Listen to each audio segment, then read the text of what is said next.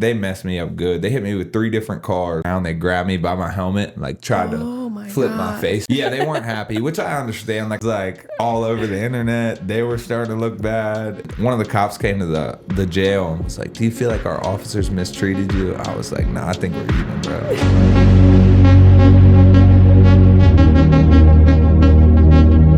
This is the Atomic Souls podcast. You're alumni, so like yeah, and like who else is out here doing this, dude? Yeah. Like, if anything, I should be your poster child, like the face of it, you know. And I haven't heard from them. So if they don't come through though, I told them straight up. I was like, look, I got 3 weeks to get funding. Yeah. And I'm reaching out to y'all for a first spot opportunity. If you're not interested, please tell me up front. Right. Because I don't have time to go look elsewhere. So yeah, they'll find out what Mad Critchie looks like if they back out on that. I won't even be mad about the money. I'm just like, bro, we had 3 weeks. Right. The no could have came up front. Right. You know what I'm saying? Like, damn. Don't string me along. I got exactly. bills to pay. Dude. Like, there's got to be some type of professionalism. You know? Yeah. Mad Critchie diss track. Yeah, for real, bro. It'd be a blatant Instagram post where I'm like looking at the camera, like right here, like, hey, I'm talking to you. Yeah. Well, welcome to the Atomic Souls podcast. Thank you. Yeah. Who are you? What do you do? My name is Cricchie. I go by I am Critchie on all socials, and I'm an artist. I make music, all shapes, sizes, and forms of it. And then my other thing is dirt bikes. I build dirt bikes, dirt bike tracks, ride dirt bikes, race moto, that kind of thing. So yeah, man, cool life. Welcome. Well, it's exciting to have you on here. Thank you. Yeah, it's exciting to be here. I haven't seen you in like years. I think.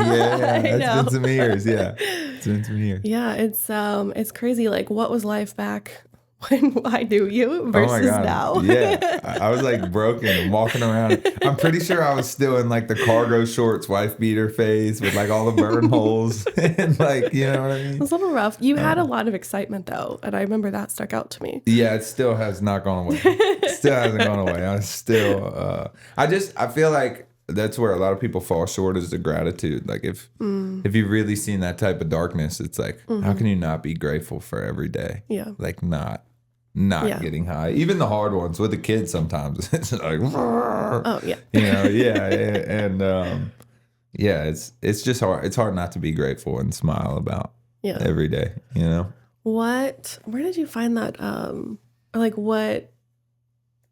Where does that come from? Because a lot of people find it hard to be grateful. So the best explanation I can find is I actually heard it on social media. I don't remember who said it, but it was just like the nicest people in the world have the darkest sides about them, right? And it's like I've 2 times they've I say diagnosed with, you know, air quotes, because it's like I was at a rehab and some dude was just like, I think you have, you know, and it was the therapist, the psychiatrist at the rehab. Yeah. But also this rehab wasn't the best out of the 12 I went to, so I'm not sure. I'm not sure if this is a true statement. They were or not, trying to get more money. Yeah, so chopper over there. they basically told me I had split personality disorder, which is like the wildest part. So I'll even put them out there. It was the Oaks at La Paloma in Memphis. I don't remember the psychiatrist's name, but he literally told me like, yeah, a lot of serial killers have that. I was like, oh, fucking sick to know, bro. Oh my God. Thank you so much. What prompted that diagnosis? For real. I do have 2 very different sides to me. Like I have a very happy, energetic side, and then I have like a angry, dark side that I've over the years learned is just a lot of times like trauma kind of coming up in its own way, and the inability to like face it. It just kind of comes up in like a massive like ball of fire.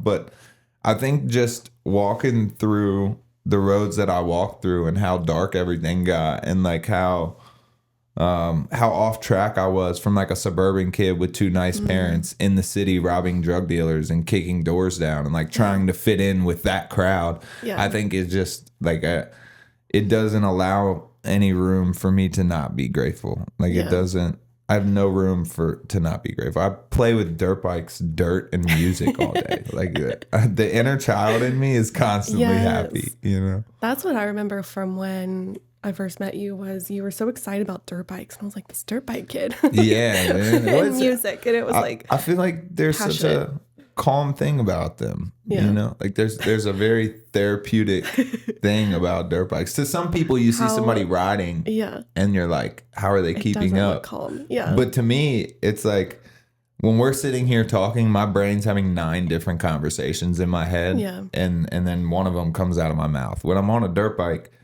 you know, there's 9 different problems in the span of 1 second. Yeah, and it's like my brain feels like it's moving at an right even pace. keel. Yeah. Like I feel normal. Yeah. You know what I mean? And that's the only thing outside of drugs that has given that to me. So I very much like, especially when I first got clean, was like, I'm going to get a dirt bike. Like I'm going to do it. And I don't know if you remember, but like, I think it was like 90 days clean. I had figured out, like I had worked that landscaping job and figured out like, oh, I can get a dirt bike. And I got one. Yeah. Did you have dirt bikes as a kid or no? Kind of. So my parents wouldn't really let me race. They weren't super into it. They got divorced. My mom got me a bike by the time I was like 15. And I kind of catapulted in like the dirt bike scene. Like I had just got on a bike, but was already kind of climbing ranks. And, then I got on drugs, so it all just like went away, you know? And that was always my dream as a kid, was to race motocross. I just never, I mean, to do that professionally, it takes an insane amount of dedication and effort, kind of like I'm doing with music now. But to do it as a hobby and for fun and as an outlet, you know, is much easier, which is kind of what I do now. So That's awesome. Yeah, man. Yeah. Yeah, I love that you have that excitement, like inner child stuff. Like people don't realize how important it is to do things that you enjoy. It's just like, oh, I have to do a 9 to 5 and like clock in and hate my life. I feel like a lot of people suppress their inner child too. Yeah. Like they don't, like when they get that little idea. Like for me, when I was living in Austin, if I'm riding my e-bike, like the Suron down the road, and I see this massive hill with a downside behind it, I'm like, oh, that's a jump. Like, I'm going to go hit that jump. Let's go. And I go do it. And I feel like a lot of people just have that mindset where it's like, oh, not today. Like, I got to get home. I got to feed the kids. It's like, you always got to take a little time, just like a little bit to please your inner child and to please like the things that you need, you know? Yeah, enjoy it. And also like going back to, you said your brain's going like 9 different ways, and on a bike, it feels like it's going at the right pace. Like, I think that's a perfect description of like inner child, like at least my inner child and like our child is insanely active. And so to find things that like feed that in a healthy way is so important, because most people are like, oh, I can't feed that. Like that's bad to like be going that fast. Do you all the remember time. how I was feeding it before I started riding dirt? Do you remember what I was doing? I bought that bike and bought cameras, put cameras all over the bike, and started going downtown, and I would like find cops and I would ride a wheelie in front of the cop and make them start chasing me. And then I would just like ride wheelies all through downtown with a herd of cops behind me. And then I'd get away from them and I'd go home and I'd edit the video and upload it.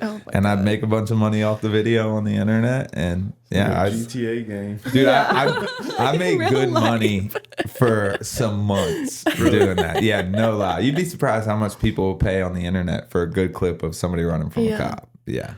I'd put like cameras on my front fender, so when I did a wheelie, it would just be like me with the cop behind me, and you could just kind of see off the fender. Yeah. It's all on YouTube. But yeah, that's what I was doing before I went on dirt. And then I was riding a wheelie one day and running from a group of cops, and I come out of an alleyway and I went to turn, and one of them just plowed me. Just like they were waiting to do that too. Yeah, for sure. 100%. Yeah. Finally got him. They had a task force at this point. He was probably filming too. They had some cop paying him a bunch of money. 100%. Yeah, I was filming. They kept the video from when they hit me, but I was filming. But literally, that was my hobby for the longest time, and then they hit me. And it was pretty bad. Like they messed me up good. They hit me with 3 different cars. That's intense. And then they, like when I was on the ground, they grabbed me by my helmet, like tried to flip my face up, so the helmet strap like cut my neck right here, and like had me it just like choked me unconscious. They were pissed. Yeah, they weren't happy, which I understand. Like I had been doing that for months, taking videos and posting them, and it was like all over the internet. They were starting to look bad. It was like I get it. And then one of the cops came to the jail and was like, "Do you feel like our officers mistreated you?" I was like, "Nah, I think we're even, bro. Like, I think we're good." It's all Put good, them through dude. hell for a few months. Yeah, man. I couldn't believe they put a task force together. I was That is relatively. wild. I was on the phone with. Do you remember Tony from RU? Yeah. Bigger guy. So I was Yeah. on the phone with him one night. He was at Sahara, and Grizzly, and I had just got off the phone with him. Like I was still on the phone with him, but had just finished talking about the H&I that I had just left. And he was like, "Hey, some cops came by here looking for you." And I was like, "What?" He was like, "Yeah, they said they saw your bike pull in and they're looking for you." I was like, "That's weird." On the phone with him, probably 4 or 5 Nissan Altimas, a bunch of like little Chevy Cavalier looking cars, and like some Nissan Rogues pulled up. And I'm on the phone. I'm like, "Tony, hold on. I don't know what's going on." Then all of a sudden, all these undercover agents hop out. "Please don't move." He's on the phone, can hear all of this. Like, mind you, and is a tech where I go do H&Is. So it's like, it was such a bad thing. He jokes about it all the time. He's like, "Remember that time I was on the phone with you when you got raided?" Like, Over bro. some wheelies. Yeah, literally. Yeah, literally. That was the first time they called me, and I found out they had a task force, and then I changed my bike all up and started doing the same thing again, and they caught on. So they hit me with their cars. That wasn't very nice. Wasn't very fair, but Are you able to go request the video footage? I actually did. My lawyer did too, but I think. This is my opinion. My opinion is because of the force they used that was totally unnecessary, they don't want me to have that footage. Yeah. They don't, because I even opened, I forgot the name of it, but there's a way you can basically open a case to give you 2 years to prosecute somebody. Yeah. And I opened it because I was like, I might go after him, because this is kind of like, it took me like a week to start forming full sentences again. Jeez. I couldn't walk. My leg was bruised from like my calf to my hip. Yeah. My hip was like out of place. I had to go to a chiropractor. My neck was all stitched up right here. Like it was pretty bad. Yeah. So I thought about it, but in the end I was like, yeah, I might have been kind of wrong. It might have been my fault. Keep poking a hornet's nest. Yeah, exactly. Yeah, exactly. Yeah, exactly. You keep poking the sheriff's car, you're gonna get hit, dude. Yeah, no.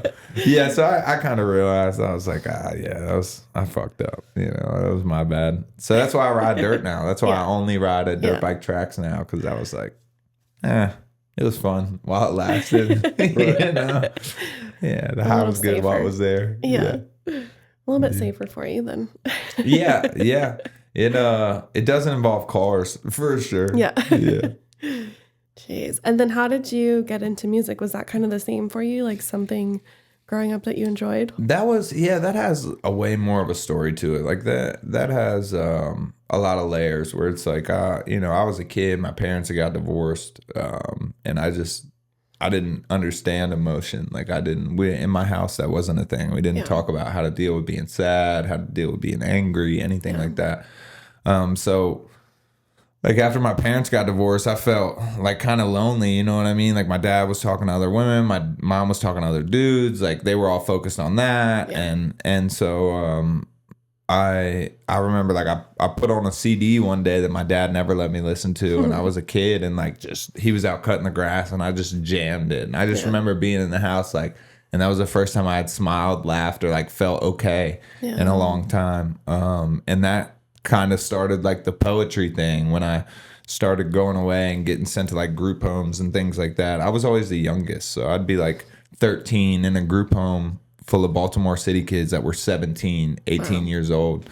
So I usually always got picked on, usually always got some type of like torture, no matter, like they would like hold my head over the sink and throw quarters at it until it would like bust open or something dumb. So music just gave me like a place where it was like, even if I was by myself, like I had something, like I could hear a voice with hope or with some type of something.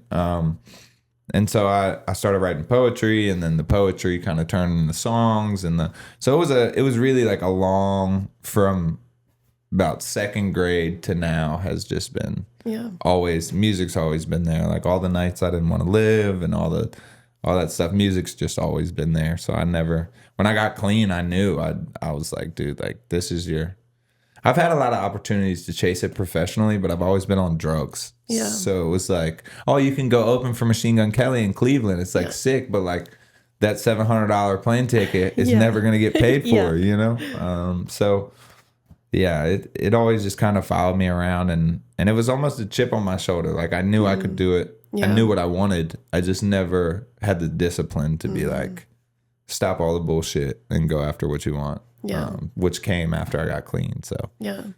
That's awesome. Sounds like it was like the community that you didn't have. It was like through the artists that you were listening to. Yes. No, 100%.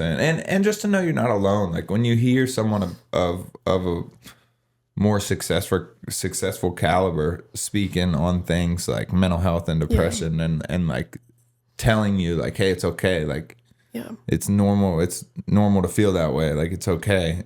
You start to kind of believe that, right? Because you want to be where they're at. You want to be the person on the stage, and so you start to believe like it's okay. And then, you know, when I got clean, I started finding like a confidence in myself, and it was like all the things I think this is where the gratitude came in too. We talked about earlier. It's just kind of like a switch flipped where it was like all the things that I've been ashamed of and scared to talk about, and like. That's all the stuff that like will help people. Yeah. So that's all the stuff I need to talk about. Yeah. And when I started doing that and started seeing the reactions of people listening to it and like people saying, hey, you're helping me. Like, hey, like I appreciate you. You know, I just never veered off that path. Just stuck on it. That felt like a purpose to me, you know? Yeah, like doing what others did for you. Yeah, and even in more of a in-depth way. Like a lot of the songs were geared towards just being, you know, music, and then there would be bits and pieces of them, or bits or like little songs where people would kind of talk about stuff, and those would be the ones I had on repeat. So like to me, it's like my whole life has been mental health and stuff like that. So it's like I speak on just that because it's like, you know, I have 100-something songs out. A majority of them are about overcoming mental health, addiction, depression, things like that. And my thought is like, the more you have out there, the more you're able to help, you know? So just keep making them. Yeah. Who or like, what are the songs that really inspired you? So other people's? Yeah. So Caskey had this song called Anxious that he dropped. I was probably like 17 at the time. But that was one of the big ones because that was a song that like I laid in bed withdrawing to, like didn't want to live. And like that song and video just gave me hope because it was a song about just like not being shit and not feeling like you were shit and then everything going against you. But like if you just kept going, you know, like there's brighter things on the other side. So I think that song, Caskey Anxious, is probably one of the most inspiring songs throughout my journey. Yeah. Yeah. And then Mercury's had some too.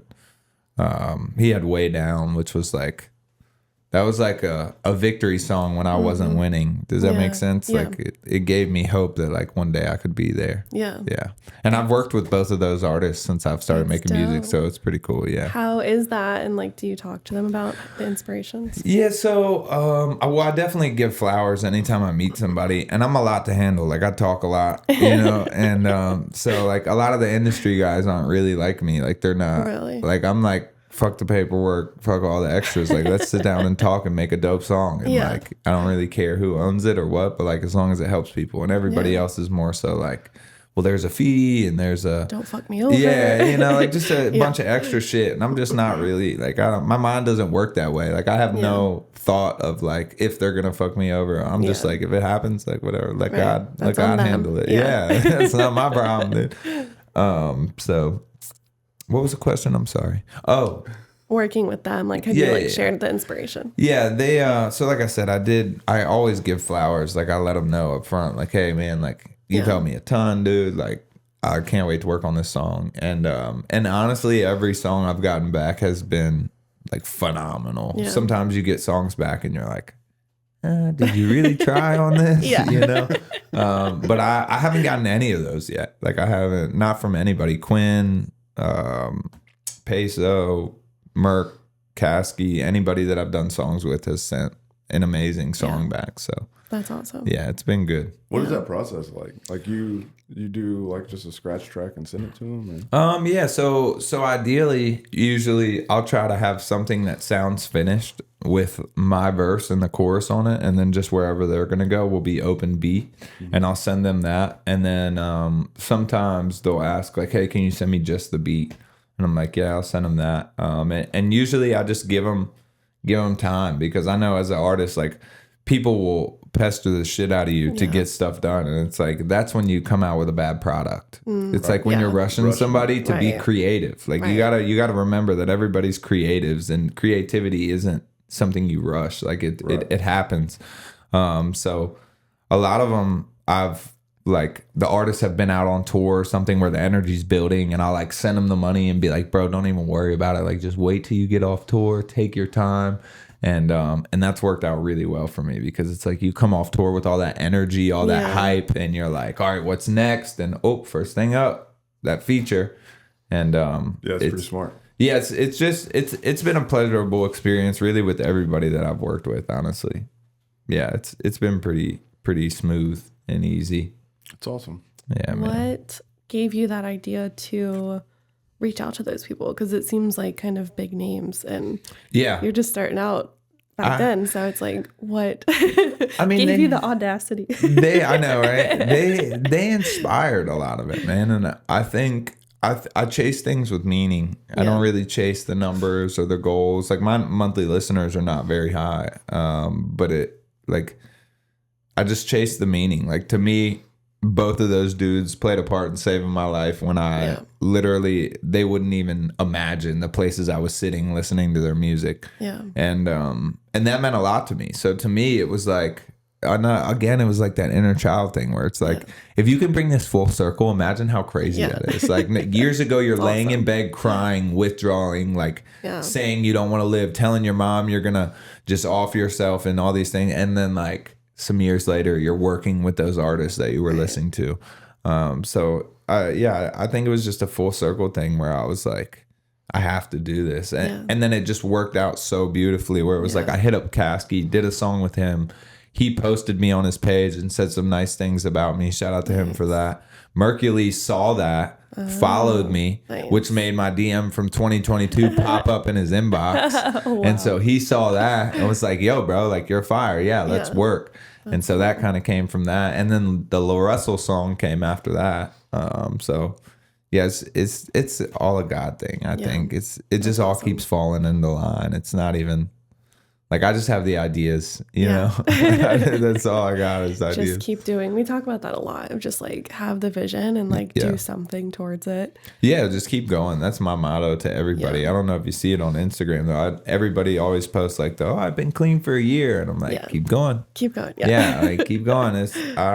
I never really look for like a pat on the back or like a congratulations. Like this is what I'm supposed to do. I'm supposed to be clean. I'm supposed to live in the right way, and so I don't really need a thanks for that. Like I just but yeah, that's huge, because we do see a lot of people that put so much value in the like time, but it seems like you said 12 times in rehab.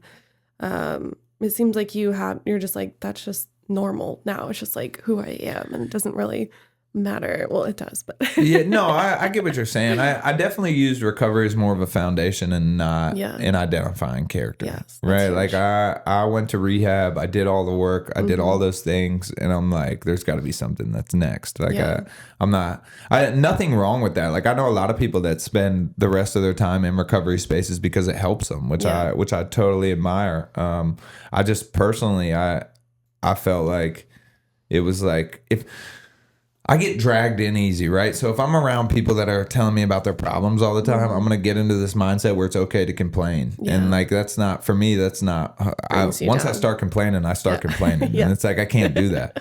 So I kind of just used recovery as like the foundation. Like I built a very strong foundation, a very strong network.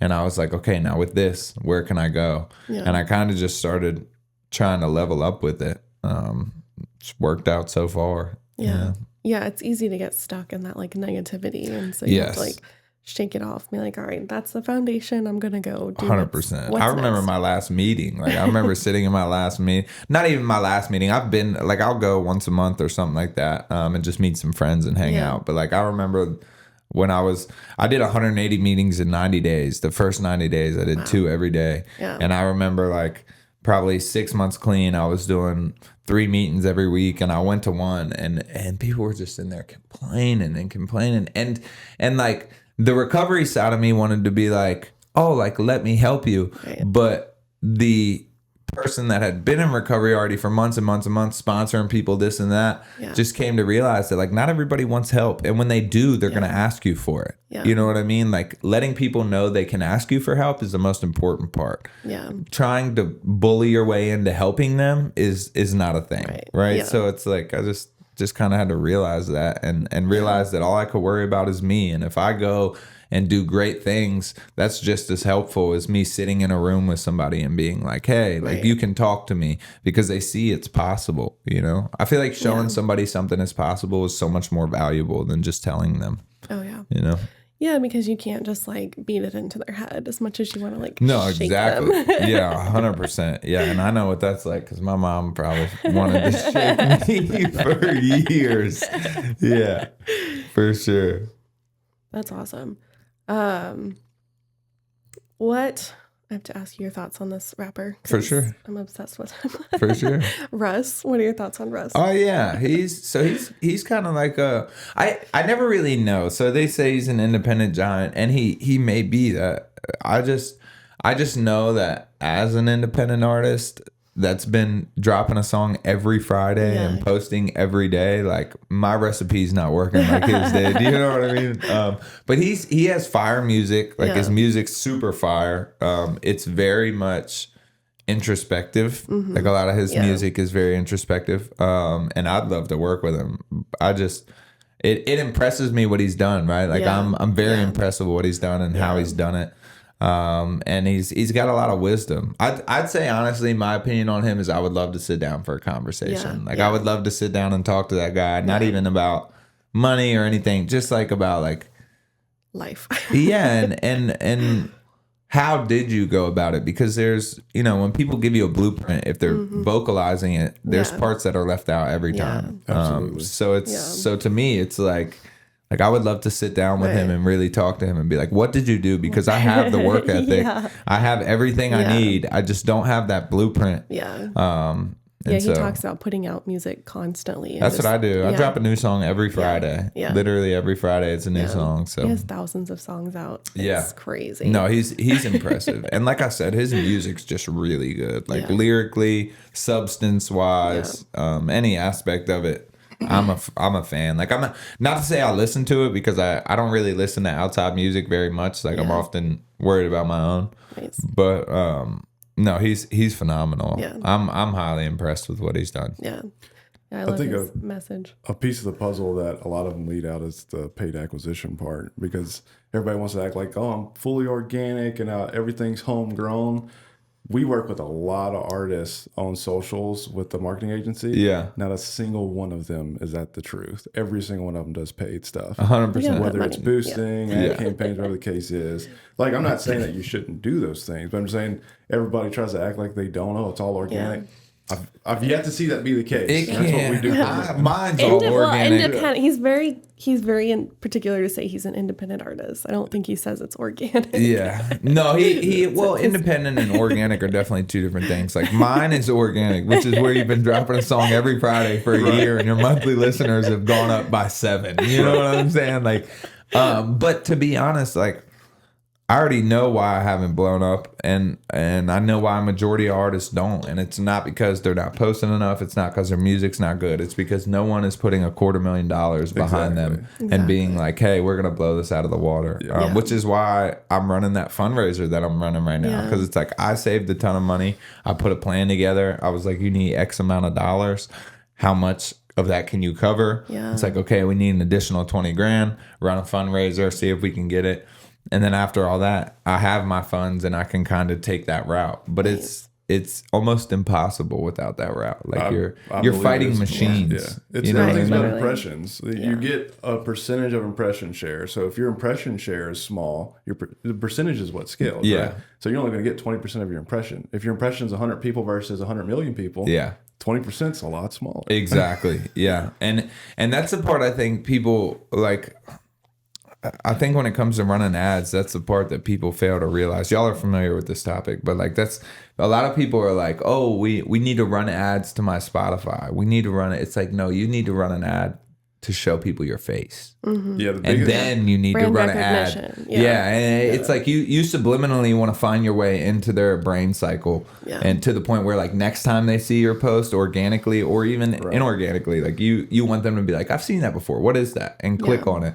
And people get focused on spending $1.50, $1.20 per click trying to send them to Spotify or send them to YouTube, when in actuality, you just need to get them landed on a page where you're able to show them what you're doing. well, the biggest success that we're seeing anyway is on TikTok, because especially for music artists, you get on TikTok, they're seeing your face, just like you said.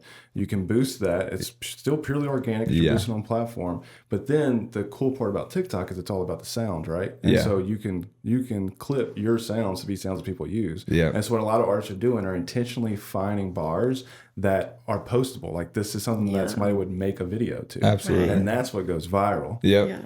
Yep. Yeah, and a lot of it's pay to play too. Like I'm in the creator side of TikTok too, and they'll send out like mass DMs and be like, "Hey, we'll pay you $150 if you get 1 million views and use this sound."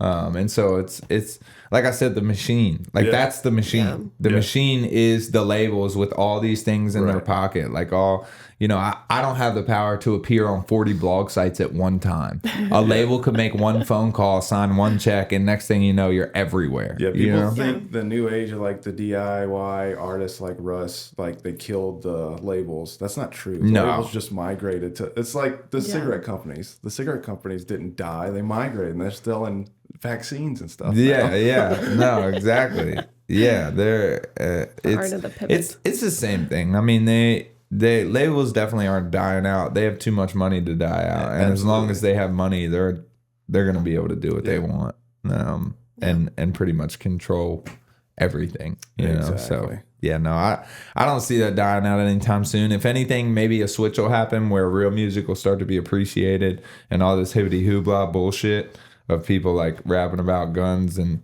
I do think that's a beauty of AI is it's kind of becoming an equalizer. Absolutely. Because they haven't figured out how to effectively monetize it other than just data acquisition. Yeah. And so you're able to kind of create chambers of what you want. Yeah. I make a lot of beats using AI. Like like not full beats, but I'll go in and be like, hey, I want a 55 BPM E minor guitar loop, strum and a slap, like a bing, bing, like that kind of thing. And it'll give me like this little short loop, and I'll kind of cut it up and put it everywhere. Then I'll go on the mini keyboard and make up my own keys and do like, it's been so helpful, because to me as an independent artist, it's like, bro, if I'm paying $150 for beats every week, I'm paying $300 for studio time every week. You know what I mean? It's like that shit adds up. I was spending $2,600 a month on studio time and mixing and mastering to drop one song every week. Yeah. And, it adds up, especially if you're like, I want to go all in on music and not work as much. Yeah. Like that's almost impossible. So I did the home studio setup, home production setup, all this stuff. And like I was saying, I do it all myself now. And AI has been, beyond helpful. And it's like, if there were producers out there that had that same attitude of like, let's help each other. Like, let's build a project, we'll both promote it, and we'll both own 50% of it. Like, cool. But there's just not that many people like that anymore. They either bullshit or they're like, oh, I need the money up front. Yeah. And it's like, bro, if you did a little bit of research, you would see that like, I'm not stopping anytime soon. And like, we're well on our way to take off, but people just don't. People just want the money. Scarcity mentality. Yeah. It's in every area of business. It's not just creatives. Absolutely. Every area. Absolutely. Absolutely. Well, it's like the employee mentality or like the service provider mentality. We talk about this a lot in business, and so they just want to get paid for their part. They don't see the vision that Yes, they're not betting on you to like, go big. And that's the hardest part about building something. Yeah. It's like me and Sean had this conversation. Shout out to him. Love that guy, Sean Livingston. But we had this conversation where it was like people, shit, what was the question? My mind went. People don't see the vision. Yes. They just want to be paid for service. We had this conversation where it was like, when you're 18 riding around in a little minivan smoking blunts and doing shows, it's like people think you're dope, but when you're 30 and you can't pay your bills, And you're still in the van. and you're still in the same band, just a little less weed, like, but like you're still in the same band doing the same things, and it's like people don't really see that as cool anymore. They're kind of like, is this guy ever gonna get it together? Right. And it stops being cool at some point, which is like the hard part, because it's like people don't realize when they hop in on a journey that it's going to be 7, 8, 10 years. Like people are like, oh, we're going to make these beats and make these songs and fucking by next year we'll be blown up. And when it doesn't happen, people start to get sour and look at you like you're the problem. And it's like bro, like it's a journey. You know what I mean? You're either in or you're out. And that's why I've gotten to the point now where I just do it myself, because I'm so tired of people stepping in and either fucking things up, which is pretty common, like they have a tendency to like try to do shit their way, and it's like, bro, I've been over here for 7 years doing it this way. It's working out. They had a Alex Hormozy quote that was like that, where he said, "Nobody roots for you until you don't need it anymore." Yeah, 100%. It's so 100%. Yeah. That's my favorite lyrics from Russ is "fuck it, I'll do it myself." Like that is what built this vision that I've had because I also have like a vision and like a calling to like make human trafficking recovery center. Oh, like, sick. All of this is like part of that. Yeah. And that song got me through like the hardest, where people were like, oh, this is stupid, like da da da. And I was like, no, like you don't see the vision. Like you have to like know the vision where we're going with it. And we're just now hitting that like growth stride. And so it's crazy. It takes time. It takes so much time. I know. And patience. It and takes pivoting. a lot of time. And I messed up. I bought a house. Like I didn't mess up. I have my son and was like, I can't raise him here. Like I want him to have like, I want him to know what like raising chickens and raising his own vegetables, and like I want him to know what all that is. But I kind of messed up because like when the mortgage started hitting every month, it was like, where'd all my music money go? Like shit, dude. How is that to like balance like life and like have to There pay is bills? no balance. There is no fucking balance. Good answer. None. Yeah, there's none. I try so hard to balance it. Like I try so hard, but it's just like sometimes I find myself like in my phone doing things, and my kids will be getting on. But my wife's really good about it too. She'll be like, Tyler, phone down. I'm like, all right, sorry, my bad, and I'll put it down. But it's like one of those things where like currently right now I feel like my position is just that ball on the top of the hill. Like imagine a mountain with like a little indent in the top, and the ball, like I've pushed it all the way up and it's sitting in this indent, and I'm just like rocking it back and forth waiting for it to go down the hill and just catch some speed and like hit a ramp off into space. And I just feel like I'm at that teetering point, so I put so much energy and focus into it that it's hard to find balance, especially with tour. It's like you leave your kids for a month. That is the most difficult thing. Like if I didn't have kids, it'd be fine. 100%, it'd be amazing. I would have no stress. But it's like with the kids, it kills me to be gone that long. And last time my son, like around 3 weeks, started thinking I wasn't coming back. Like it broke my heart, and so it's not easy. It's not at all easy. But it's like if I quit, what would that show him? Right. He turns 15 and hears my music. Daddy used to make music. Right. It's like, what does that? Yeah. What does that look like to him? Yeah. It's like that was. He would obviously be able to see that was something I worked really hard at, and then what? I just gave up for what? Because it got hard because I had kids. Like bullshit excuse. Right. Yeah, Might as well keep going. Also, the message that like the kid was like, in the way of that career, like that would be a shit message to give your kid. No lie. Yeah, and I would never want him to think that. Like my son and my daughter. My daughter is only one, but my son is very much like me. He's very rambunctious. He talks a lot. He's very wild. So like we're getting to the part now where I'm starting to take him into places that I go and take him in and see how he does and like kind of coach him through things. And how old is he? He's 4. Yeah, he's ahead of his time as far as maturity level goes, but he wants to come with me all these places, and I tell him like, baby, these are like grown up places, and unfortunately to like walk in these places you have to act like a grown up. Like I know how much you want to bounce around and how much you want to play and do all those, and I want to do those things with you. Like trust me. Do you know Frank Cricchi?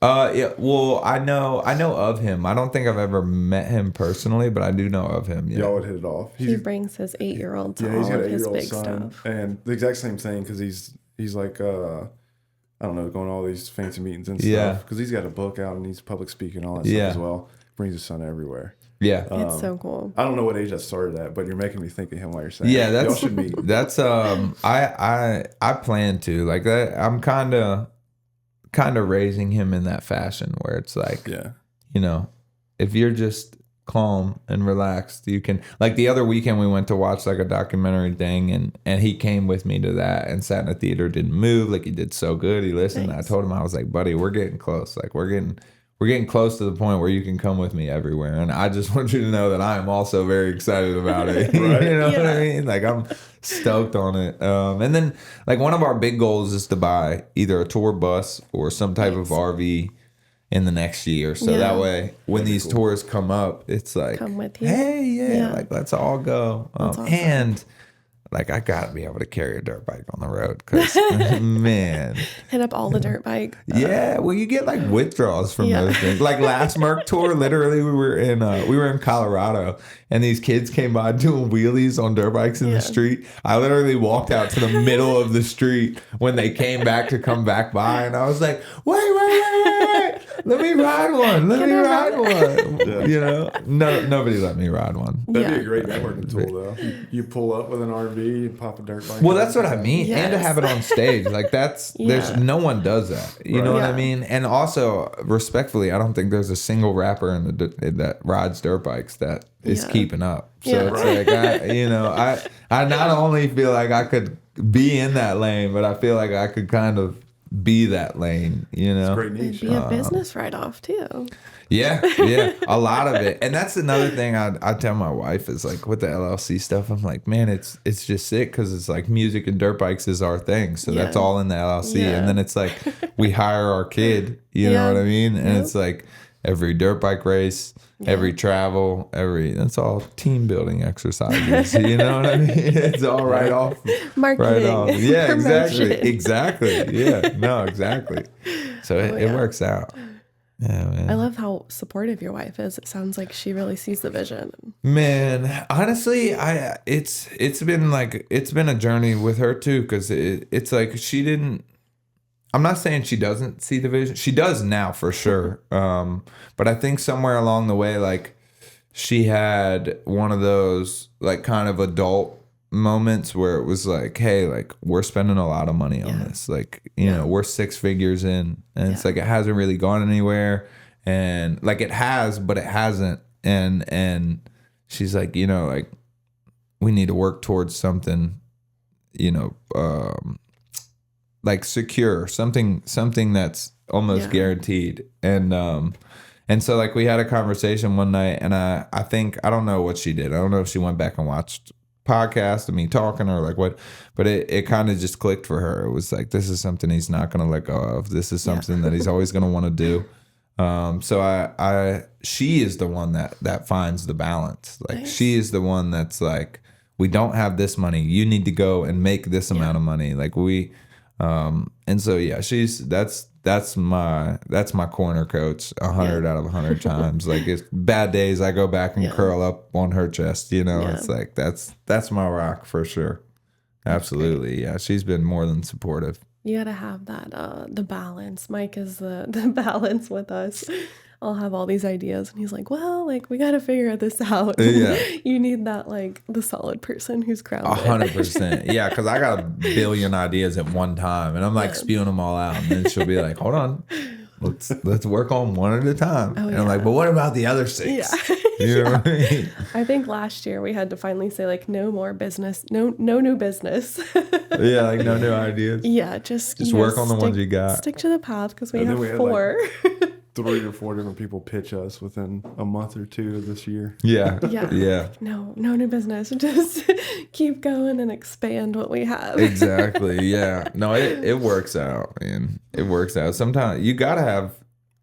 I always call her the sane person. I'm like, she's the sane one out of us too. You know what I mean? Like I have that switch that'll like flip, and I'll just be off. I'm like gone doing something. It's like, hey, you probably shouldn't put so much time into that, or like, you know. Yeah, man. Shout out to my wife. Love you. Yeah, she's been great. She sounds awesome. great. And I guess I'm curious, how do you, I think we've been talking about it, but like manage mental health, like it sounds like it still like comes up for you. Oh my God, all the time. It's like a superpower. Like that's kind of how I use it, right? Like when the anxiety comes in, I'm like, let's fucking go. Yeah. You know what I mean? Like I'm amped up. I don't know. Like whatever the situation may be, I kind of relate it to like racing dirt bikes. I'm like, when I get anxiety before I go on stage or before I talk to people or before I do this, it's like the dirt bike gate drop. You know, you got 40 something riders and the track is 80 foot wide and then the first turn is 16 foot wide. Jeez. You know what I mean? So it's like, and when you're sitting at the gate and the gates are up and they turn the card sideways and all the motors are like on the gate, you're kind of like full of anxiety. And then as soon as the gate drops, the second it drops and I'm allowed to move, everything goes away. I'm like, oh, you know, like, and so it's kind of like that. It's just like, I see it as like an amped up superpower. Like I'm hyper aware, I'm hypersensitive. And then as soon as I'm in the moment, I'm just like present. You know what I mean? Kind of flow state, if you will. Nice. So it works out. Using it to your benefit. All the time. Even like depression and stuff, when that shit hits, like I'm just like, okay, cool, like let's write some music. And I think that's the coolest thing about music for me is like I have a genuine love for writing and creating it. So it's like anytime I get frustrated with any other part of the process, I just revert to like what I love. You know, and it reminds me like, oh, this is why I do all the other shit that I hate so damn much. Yeah. So those are like your coping skills. Yeah, 100. That's exactly what it is, and it's been like that. Like I said, since the group homes, like that's been.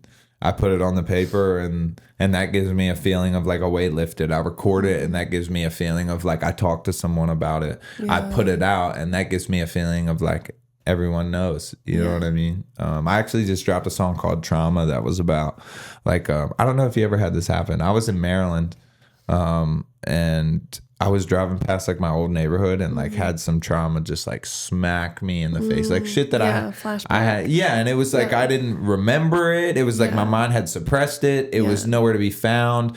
And like when you get clean, in my mind, it's like you're in a dark room, right? And you start taking darkness out piece by piece. And then like at some point you get to a spot where there's like still this little dark spot up in the corner, but you're like, what is that even? Like I've I've swept my side of the street. What is this? And so in Maryland that hit and it was like I just remembered some older dude taking advantage of me when I was like a younger kid. And it hit and I was like I didn't know how to feel. I was like, this is fucking weird. Like I haven't dealt with anything like this in 6 years, like since step work, you know? And dude, I wrote probably one of the most phenomenal songs that I've ever written, like just off of that feeling. You know, I'm like, I'll pull over and be like, baby, you got to drive. And I'll throw on headphones and start writing. And that's kind of how it goes every single time. It's just like I feel something, I write something. You know. And then it sounds like it takes the weight away from it does. It does. And it gives me hope for it because it's like now that situation wasn't pointless. Now it wasn't in vain. It's like now that situation has legs. It'll walk. It'll help. It'll heal. You know what I mean? You have power over it too because it sounds like that was a powerless situation. 100%. Yeah. And even in the song, it was like as a kid, you want to fight, but you can't. Now I can. And it's great. Like, now I can, you know what I mean? Now I can say something. Now I can fight. So yeah, it's exactly that. Like, it's my process. That's what I do. You know, some people pick up the phone and call somebody. I just revert to my little hole and write music. Yeah. You know? I love that because I like to tell clients, I'm like, hey, like you can process this however you want. Yeah. Whether that's through music, through dirt bikes, Yeah. through riding, through sports, through talking it out, like whatever helps you get it out, just get it out. Absolutely. And so that's cool that you found your things.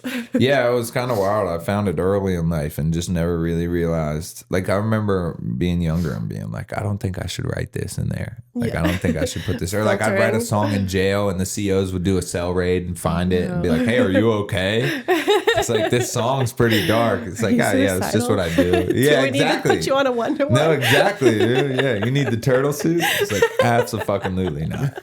Please don't. Yeah. That's one thing I've never been in over all the years. The Really? Turtle suit. Yeah. You kept it to yourself enough. Yeah, never been in a turtle suit. I've been in one of those chairs. You know those chairs if you're freaking out? I've been in one of those. I got wrongfully arrested one time out of many that I've been arrested, and I was not happy about it. Yeah. So they put me in one of those chairs. Oh, no. Yeah. That chair sucks, dude. It does. It fucking sucks. You're sitting like this, like your knees are up, your hands are next to you, your back's all arched straight. And after like 15 minutes, your legs start going numb. Right. It's just like, they make sure you can't fight. Yeah.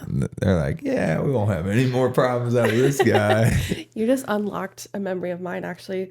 Working at the psych hospitals, there was like, they had like a padded room and they would put people in there with the jacket. Yes. I totally forgot about that room. Dude, when I was a kid, I got sent to Children's Hospital, and that was like one of my most traumatizing memories because they would, if you would freak out, they would put you in one of those rooms, but they wouldn't give you a suit. Like, just if you didn't stop freaking out, they would like come in there, hold you down, put a shot in your butt, and like knock you out. Dude, they did that shit to me when I was like 7 or 8, bro. That shit was traumatizing.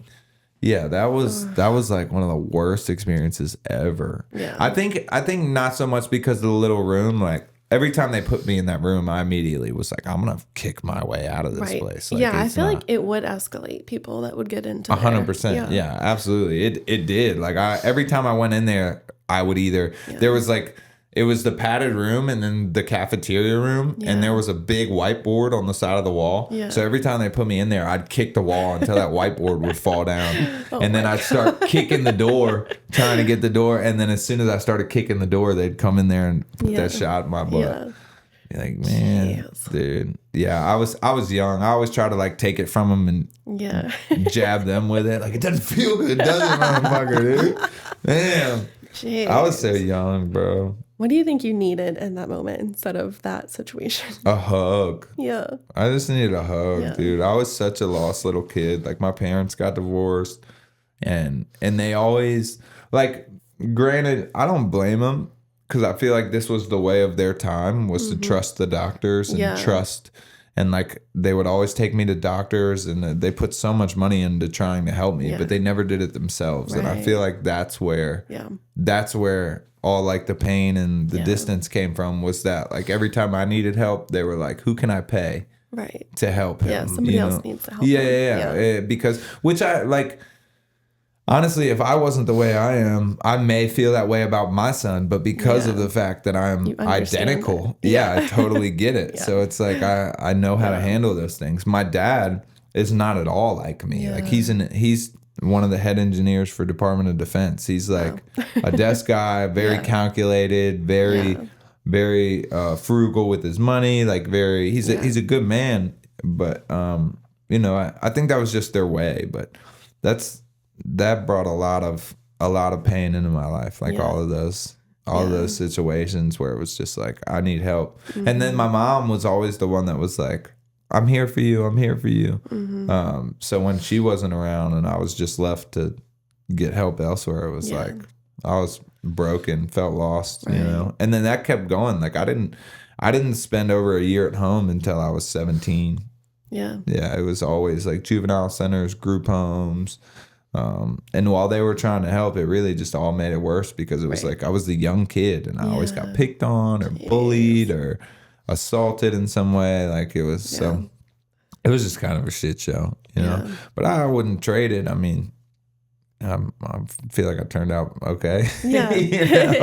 Turned out all right. Yeah. Well, I think at some point it sounds like you took responsibility for like your life and you're like, okay, I don't have to let that hold me back. Yeah. Even though I went through like a bunch of shit. Yeah, and there's some shit that's out of your control, like some stuff, but the shit that I put myself through was honestly probably darker than the shit that I got put through. Yeah.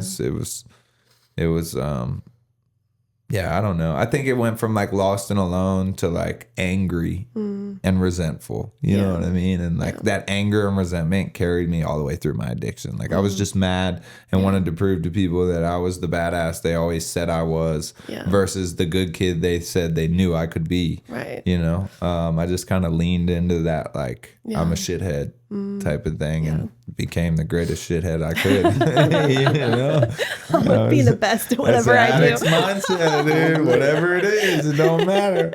That was the worst part about trying to fit in with that scene because it was like they're already just not smart in the aspect of decision making. Like the people I was hanging around, it's like, oh, what are we gonna do today? Like, oh, let's go rob so and so, or let's go, sell drugs on this corner. And so it was like when I tried to fit in, it was just all bad because I had something to prove. Plus, I was the little white boy on the block, so I had even more to prove. Yeah. Plus, I was like the suburban kid, so I had even more. And it was just like they'd be like, "Oh, so and so owes me money," and I'd be the idiot to be like, "Oh, I'll go get it for him right now. I'll go get it from him right now." And next thing I know, I come back with my shirt ripped and like from fighting or whatever it may have been, and it was a mess. You're the craziest kid. Yeah, that was always the goal.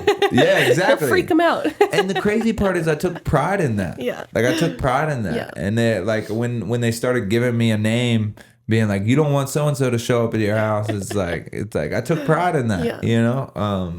And I now know that was idiotic in so many different ways. And like, don't do that. Yeah. I mean, the irony of it is just like, I'm going to be the best I can at being bad. At being the worst. It's just not, it wasn't ideal. Yeah. I love that you see yourself and your kid, because I see myself and our daughter as well. And Mike's nodding his head. Yeah. We're the same kind of crazy. And so the same thing. She just needs a hug. She just needs like some deep breaths and like coaching her through that. Even like my mom was like, whoa, that worked. I'm like, have you seen the candles thing? That's what I do with my son. I'm always like, blow your candles out. And he'll hold up his fingers and go. Okay. And I make him blow out all 5. Yeah. Blow out all 5 of your candles. And then we'll talk about it. Yeah. You know what I mean? Yeah, because he'll get wired up. Yeah. I hate you. I'm like, I don't even know where you learned this shit, but let's calm down before we have a conversation. Yeah. You know what I mean? Our daughter's a completely different person when she's with Rachel too. Yes. She's more emotional with me. Yeah. The other day, Rachel went down to San Antonio with some friends. And so it was just me and our daughter at the house. And we were up till like 11 o'clock at night watching movies. Perfect little angel. And Rachel was like, why'd she just go to bed? I was like, daddy-daughter time. She was snuggling up being asleep. You got to carry those moments out, dude. You got to push them out. They only last but so long. Because, dude, when Rachel's there, about 9 o'clock, she turns into a pumpkin every night. Oh, yeah. Oh, yeah. Yesterday was, okay, it's daddy bedtime. And she was fine when I was in San Antonio. Dude, daddy bedtime, like whatever. She would tell me, like, I'm tired. I was like, you ready to go to bed, baby? Yeah. Yeah. You want to tuck me in? But last night, I was like, all right, it's daddy bedtime. And like, he's going to do it tonight. No. Oh, God. She's like throwing herself. Mommy does it better. I already know. Like, no. Dude, we deal with it too. It'll be like something simple too. It'll be like, hey, buddy, time to get out of the bath. I want mommy to do it. It's like, bro, my biggest thing to him, I always tell him, it don't matter who does it as long as the shit gets done. Right. You know what I mean? Like, it don't matter. As long as it gets done and gets done right, it don't really matter who does it. He's got eczema real bad too, so the lotion's always a thing. He'll like, and they're so dramatic sometimes. Like, I'll put a lotion on him, and he'll be like, it burns. And then she'll come in and be like, no, it's a different lotion, baby, and put the same shit on him. And he's like, okay. It's fine. It doesn't hurt. Yeah. Kids are the best. We had to do a lot.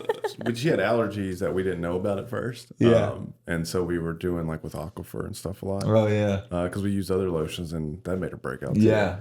But yeah, like I would put it on her. She's like, oh, it's cold. It hurts. Yeah. And then Rachel would come and do it. Thank you, mommy. I know, dude. I know. What? I know. It's like, you're bullshitting, man. Stop bullshitting me. Yeah, for real, dude. Yeah. It It's cracks crazy me up. though. Like what, just a hug and like some deep breaths will do Yes, for a kid. 100%. Well, I think, like, at least thinking back to when I was that age, it's like you have all these things inside you, and you get anxiety, you get depression, but you don't know what that is. Right. You don't have any clues. So, like, when you're feeling down and lonely, and like you don't deserve to be here, and you're 8 years old, it's like that's a really difficult thing. Right. Like for me, I had to go in doctors' offices and explain this shit to people, and then they were like, "Okay, we think you need to go away for a while to figure." And in my mind, it's like, I think in that moment, all I needed was someone to explain to me what I was feeling. Right. Like, hey, what you're feeling, like the excited, the inability to sit still, like that's called anxiety. It'll happen throughout life. Like, not a big deal. That's Honestly, normal. a superpower. Yeah. Yeah. And it's like when you, I feel like that's the stuff that I needed in those moments. But we just, we lived in a time then where it was like, trust your doctor, take your pills on time. Yeah, it's all a medical now we live in a diagnosis. time where everybody's like, you have to take this. And we're like, fuck you. Yeah. Like if they tell me I gotta do it, I probably won't. You know what I mean? It's just, I told my dad that. He's just like, you doing all right out there? I was like, yeah, outside of the government telling me I need to do something. He was like, what do you think about that? I was like, I'm definitely not doing it. Right. You know what I mean? I've had an authority problem since I was 6. Ain't gonna change now, Yeah. What did I think it's a Ronald Reagan quote. He said the scariest words in the English language is, "Hey, we're from the government and we're here to help." Yeah, nah, for real. I always tell people that about police officers. Like, nothing against them. Shout out for what they do. Like they definitely have their services where it's like without them it would be chaotic and insane. But I personally, in any of the situations I've been in, have never seen a cop pull up and be like, "Thank God, help's here." Right. Thank God. You know what I mean? Their job is not to make peace. Their job is to eliminate threats. And that happens to create a peaceful environment, but it might be because everybody's no longer there. Yeah, dude. Yeah, no, it gets wild, man. I honestly just try to avoid them at all costs now, and that's why I moved to a small town. I don't know if you notice the difference between city cops and small town cops. Oh, huge difference. But dude, like a small town cop that's having a bad day might give you a written warning. Oh yeah. Like a city cop that's having a bad day is like impounding your shit and taking you to jail and total dick. You know? Small town, everybody kind of knows everybody. You're a part of the community. Well, there's accountability. Right. That's what I told my wife. Right. That's why I love small towns, because it's like if you're speeding like an asshole up to the light and cut off somebody, it's like you're gonna see Jimmy Probably at know church them. this weekend, and he might smack the shit out of you. Right. You know what I'm saying? In a city, it's like people just have no care and no worry about anyone else because they think, like, I don't know this person. This person is my friend. I'll never see him again. You know what I mean? And so they don't care. Like, it's not even that they're not aware of it. It's just that I don't think they care. Yeah, it's a disconnect. Yeah, and that's the part where I was like, I gotta get to it. It happened after COVID. Like before COVID, Austin was dope. It was amazing. I'd ride Lime scooters around Austin for 5 hours and have the time of my life. And then it was like after COVID, all this weird shit started happening. Like there was a bus stop in front of my house where a lady and a man just got randomly shot. Like some dude pulled up in a truck, shot him, and then pulled off. They didn't know each other. They were both waiting to go to work. And it's like, shit like that is just like, bro, why? Yeah. Like for what? You know? Austin definitely changed after COVID. Oh my It God, really dude. did. It was weird. Yeah, it was. Everything went corporate. No, absolutely. Really fucking that's the world though. Like, and that's another reason. Like, that's one of the main reasons I hate the business aspect of music is because some people are so corporate-y, and I'm just like, bro, fuck off. Yeah. You know what I mean? Like, music is here to help and heal people. Yeah. And like, shout out to the fucking douchebag who hopped in like, I bet we can make a killing off of this. You know what I mean? It's like, fuck off, bro. Yeah. This shit ain't got nothing to do with money. Like, the money comes from, and that's another thing that blows my mind, is like the money comes from these people that work their ass off. They work a 9 to 5 most times, and they spend their hard-earned money to come do shows or come see you perform or buy your merch or do these. And so when it's like, when you sign to a label, this massive corporation is now collecting all of that. You're not even helping the artist the way you think. Bless you. Right. Sorry. Like, you're good. You're not even helping the artist in the way you think. And it just, corporate shit takes the joy and I feel like it just takes it out of everything. It's like money, money, money, money, money, money, money. And to me, it's like, bro, I can build a house out of logs with an axe and a fucking Dremel tool. You know what I'm saying? Like, whatever. If the world collapses, I'm straight. I don't really stress about money. And because of that, it's like, I feel like I talk myself out of a lot of circles, you know, like with bigger businessmen and things like that. Because I'm just like, I don't, like, respectfully, I don't give a fuck about the money. Like, I'll make you your money back plus what I'm, you know what I mean? That's the part I care about. But like putting millions in my pocket, like, I don't, whatever, bro. Like, I'm rich. I have 2 beautiful kids, a beautiful wife. I have a beautiful home. I have a dirt bike track in my backyard. My shop is filled with dirt bikes, 4-wheelers, and other toys. Like, I'm good. You know what I mean? Like, if whatever. But I think just people lose sight of like the purpose behind music, right? It's like, without music, do you think the world would have not gone to shit already? It's like, I do. Yeah. You think all the crazy people, crazy little Ultima girl drivers and shit that be driving around bumping music, it's like, she definitely would have rear-ended somebody by now. I mean, you know, it's just music heals the world, man. And I feel like when you put a price tag on that, you keep certain people from healing. Yeah. You know? It's good to talk yourself out of certain circles if it doesn't align with what you're doing in your mission. I go off morals. Like, I don't even, I have moral goals. I have zero financial goals. I have zero, like, all that shit is irrelevant to me. Like, my goals are all moral. It's like, every show I go to, I want to help at least one person, have a good conversation with at least one person, hear at least one story. Yeah. You know what I mean? That's why my wife is so helpful, because she does kind of worry about the money. She's kind of like, okay, we got to have this. Yeah, exactly. She's like, we got to have this in case something happens to the kids, or like, but she also knows that, like, if we need thousands of dollars in a pinch, it's like, that's for me to get up and be like, okay, I'll build somebody a dirt bike track this week is like, it's not far-fetched, you know? So I think she finds comfort in that, which allows her to chill a little bit on the money side.